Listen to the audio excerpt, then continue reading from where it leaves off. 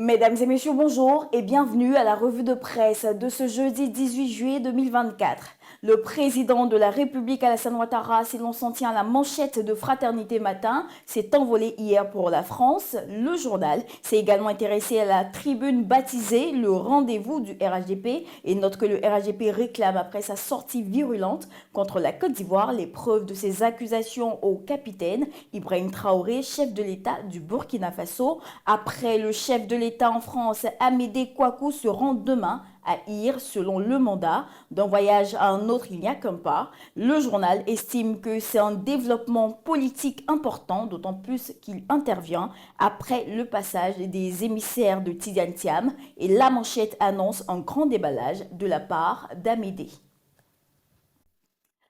La tribune Les rendez-vous du RHDP après sa récente phase inaugurale est entrée dans le vif du sujet. Les porte-paroles du RHDP, en l'occurrence, les ministres Adjoumani et Touré Mamadou, ont abordé la présidentielle 2025. Le Patriote estime que Kobenon Kwasi Adjoumani dévoile les 5 clés du RHDP et l'Inter qui a suivi cette tribune retient que le RHDP répond à Gbagbo en ces termes. Ne pensez pas qu'en faisant l'union, cela va nous perturber. Le matin renchérit en donnant des raisons explicatives à la victoire très certaine du RHDP et reprend ses propos d'Adjoumani qui affirme qu'aucune coalition PDCI-PPACI avec d'éventuels indépendants ne peut battre le RHDP.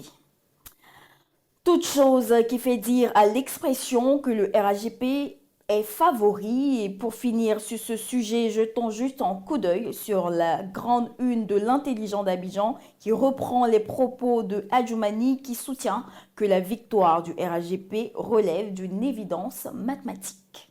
Les journaux proches du PDCI-RDA n'ont retenu de cette sortie des porte-paroles du RHDP que de soi-disant propos déplacés du ministre Touré Mamadou à l'encontre du parti doyen.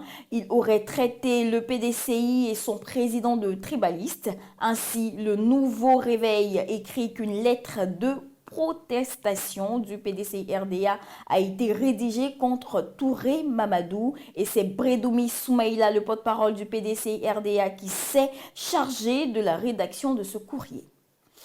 Dernière Heure Monde qui en rajoute une couche parle de graves dérapages de Touré Mamadou contre le PDCI-RDA et Kopli-Boni. Le Jour Plus attire pour sa part l'attention du PDCI-RDA sur les velléités et les ambitions grandissantes de Billon qui est, selon le confrère, une épine dans les pieds de Tidiane Thiam. Avant donc de refermer cette session de la revue de presse, intéressons-nous à Soir Info qui rapporte qu'à Bingerville, parti mettre son téléphone en charge dans sa chambre, le fils d'un officier de police a été retrouvé mort ensanglanté. Et terminons à l'international avec le Niger où l'Inter nous rapporte que l'Allemagne annonce le retrait de ses troupes de ce pays.